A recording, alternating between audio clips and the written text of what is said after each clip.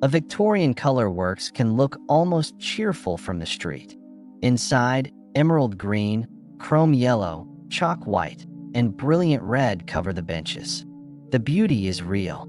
So is the poison. Before you touch a tool, dust is already settling on your hair, collar, eyelashes, and breakfast. No alarm sounds. No machine has failed. The shift has simply begun. Your job is to weigh, grind, dry, and pack pigments for paint, wallpaper, cloth, toys, and household goods. Every step can release particles too small to notice until they reach your body. The danger is not one dramatic accident. It is a chain of ordinary actions. Opening a barrel, crushing a cake, brushing a bench, licking a dry lip, eating with stained fingers. Late 19th century color works could handle arsenical greens, lead-based whites and yellows, chromium compounds, and, in some shops, mercury-based reds or hazardous coal tar intermediates. Not every factory produced every color, but the same weakness appears across the trade. Powders escaped, ventilation was uneven, washing was limited, and workers carried contamination from one task to the next. This is a composite reconstruction based on documented British paint, pigment, and chemical works. You are not facing a monster. You are facing materials whose danger is hidden by their usefulness. Your objective is not to remain perfectly safe. In this workplace, that option barely exists. It is to reduce how much poison reaches your lungs, mouth, skin, and clothes before the bell. The first station is green. Chile's green and Paris green were admired because they produced vivid shades that cheaper, duller pigments could not match. Their color came from copper and arsenic compounds. The powder might end up on wallpaper, artificial flowers, textiles, paint, toys, and decorations sold far beyond the factory. At the beginning of the process, a wet mixture is easier to control. Moist material does not rise as quickly into the air, although bare hands can still become contaminated. Then the pigment dries into brittle cakes. Drying changes the survival problem. What was a heavy paste becomes a fine powder waiting for a shovel, mill, brush, or careless breath. The foreman tells you to break the cakes and feed them into a grinder. The task looks simple, but each strike lifts a green cloud into the light from the window. You can hold your breath for a few seconds, but the work lasts for hours. The dust settles in your nostrils, under your nails, and along the damp skin around your mouth. Historical medical accounts described arsenic entering through inhalation and through hand-to-mouth contact. The second route is easy to miss because the poison travels on the worker's own fingers. Your first real decision arrives at the wash basin. Wipe your face with a dusty sleeve and keep your place, or lose time, cross the room, and wash before touching food or tobacco. The next room makes yellow. Chrome yellows could be produced by combining lead compounds with bichromate salts. The finished color is bright. The chemistry behind it is anything but gentle. A worker pours lead solution into a vat while another measures orange bichromate crystals. Splashes threaten the skin, but the greater long-term danger begins when the precipitated pigment is dried. Chromium compounds used in the trade were associated with stubborn ulcers on exposed skin. Workers manufacturing bichromates also suffered damage inside the nose, where dust repeatedly struck wet tissue. The yellow paste is filtered, pressed, and laid out to dry. Your hands are already cracked from work, creating small entry points where corrosive material can remain trapped. Once dry, the pigment is scraped from trays. The scraper makes a satisfying clean line, but the powder rises with every stroke and settles on the bread stored near the wall. Lead does not need to announce itself immediately. Repeated exposure can damage the blood, nerves, kidneys, and digestive system. Early signs may be mistaken for exhaustion, hunger, or ordinary illness. Across the room, an experienced worker has a pale face and a weak grip. He says his stomach hurts. The factory may call him unreliable before anyone calls the condition occupational poisoning. You now understand the trap. The product becomes safer to sell only after workers have completed the dustiest stages of crushing, drying, grinding, blending, and packing. Red offers no guarantee of safety. Traditional vermilion was based on mercury sulfide, while substitute reds could involve lead, chromium, antimony, or other compounds depending on place and period. In a works handling mercury, heat and poor containment could turn a heavy metal into a vapor hazard. In a shop grinding red powders, the danger could return as dust on skin and clothing. A sealed vessel should separate the process from the room. But seals crack, joints leak, and hurried production rewards the worker who keeps the batch moving instead of stopping to report a fault. The red powder stains everything it touches. Color makes contamination visible, but visibility can be deceptive. A bright stain shows where some material landed, not how much entered your lungs. New coal tar colors brought another class of risks.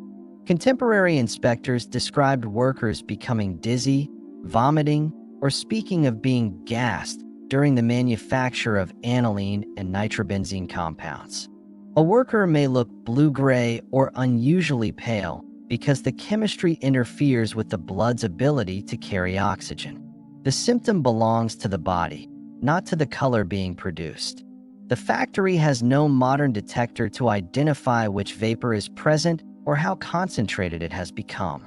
Smell is unreliable, and waiting for severe symptoms means the exposure has already occurred. Your best move is distance and fresh air, but leaving your station can cost wages or employment. Survival is now an economic decision as much as a chemical one. 4 routes matter throughout the shift: breathing dust or vapor, swallowing material from contaminated hands, absorbing corrosive compounds through damaged skin, and carrying residue away on clothing. The broom is one of the most dangerous tools in the room. Dry sweeping does not remove poison. It lifts settled powder and redistributes it at the exact height of a worker's face. A damp cleaning method would control more dust, but water, drainage, and time cost money. The easiest routine for the owner can be the worst routine for everyone breathing nearby. Food creates another exposure path. A loaf, cup, or tobacco pipe placed on a workbench collects whatever the air is carrying, even when the surface looks clean. Your fingers leave green and yellow marks on the crust. The amount is impossible to judge. The choice is simple: eat now or wash thoroughly and move to a cleaner space first. Water helps only when the basin itself is usable. A shared bucket quickly becomes cloudy with pigment, and a single towel can transfer contamination from one worker to the next. Nails matter because powder hides beneath them. Later factory rules specifically required nail brushes, washing before meals, and washing before leaving the works. Those details reveal where exposure was occurring. Clothing is the final route. An apron protects the shirt beneath, but if it is shaken, brushed, or taken home, the trapped dust becomes airborne again. By midday, the symptoms are ambiguous. Your throat burns, your head aches, and food tastes metallic. Heat, hunger, chemicals, and fear all compete as explanations. Acute high exposure can produce nausea, vomiting, dizziness, weakness, or breathing difficulty. Chronic poisoning is more treacherous because it develops across weeks, months, and years. Arsenic exposure can damage skin and nerves. Lead can cause anemia, abdominal pain, weakness, and neurological injury. Mercury can affect the mouth, kidneys, and nervous system. Chromium compounds can create painful ulcers that refuse to heal. A small cut on the hand may become a repeated contact point every time you lift a scoop or wipe a tray. The factory doctor, where one exists, sees a worker only after symptoms become difficult to hide. A diagnosis can protect health, but it can also remove a family's income. That fear encourages silence. Workers learn to normalize tremors, stomach pain, skin damage, and dizziness because every complaint can be treated as weakness rather than evidence. The danger follows the worker home. Pigment remains in cuffs, pockets, hair, and boot seams. Laundry water becomes colored, and the person washing the clothes receives a secondhand exposure.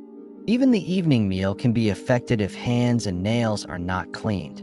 The shift ends at the gate, but the contamination does not recognize the boundary. By the late 1890s, special rules for paint, color, and arsenic processes began demanding washing facilities, respirators, overalls, and bans on eating where white lead or arsenic was used. A posted rule is not the same as protection. Equipment can be dirty, badly fitted, unavailable, or ignored under production pressure. Enforcement decides whether a rule changes the air you breathe. If a period respirator is offered, wear it, but do not imagine it performs like modern respiratory protection. Its value depends on fit, material, condition, and the contaminant involved. The most useful controls are often less dramatic. Keep material damp when possible, capture dust close to the source, isolate the process, improve ventilation, and avoid dry sweeping. For the worker, the practical survival sequence is strict. Do not eat or smoke at the bench. Wash face and hands. Clean beneath the nails. Change or isolate contaminated clothing. Covering a cut matters, but a cloth bandage quickly becomes saturated with pigment. If the skin burns or an ulcer appears, continuing the same task compounds the injury. Watch other workers. A sudden collapse, repeated vomiting, confusion, or severe breathing difficulty is not ordinary fatigue. Move the person to cleaner air and seek medical help. Most importantly, recognize cumulative exposure. Feeling normal at the end of one shift does not prove the workplace is safe. It may only mean the dose has not yet revealed itself. Late in the afternoon, a sack tears above the grinding floor. Green powder drops in a heavy sheet, then rebounds as a cloud when it strikes the boards. The instinct is to grab a broom and clear the passage before the foreman returns. That would turn a local spill into a room-wide inhalation hazard. Instead, you step back, warn the nearest workers, close unnecessary movement through the area, and avoid creating air currents. The safest action begins by refusing to spread the dust. If the material can be dampened and collected without a dangerous reaction, wet cleanup reduces airborne particles. But historical workers often lacked clear instructions about the exact chemistry in front of them. A co-worker rubs his eyes with stained fingers. You stop him, guide him toward clean water, and keep his hands away from his face. Small decisions now control the dose. The foreman wants production restarted. You face the defining choice of the episode. Obey immediately, or insist that the spill, damaged sack, and contaminated floor be controlled first.